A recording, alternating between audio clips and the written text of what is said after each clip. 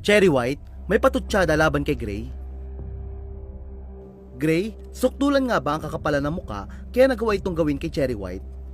Pinagpipiyestahan ngayon sa social media ang mga pasabog na revelasyon ng vlogger na si Cherry White o Sherilyn Gonzaga tungkol sa mga ginawa sa kanya ng kanyang ex-fiancé na si Gray Crawford.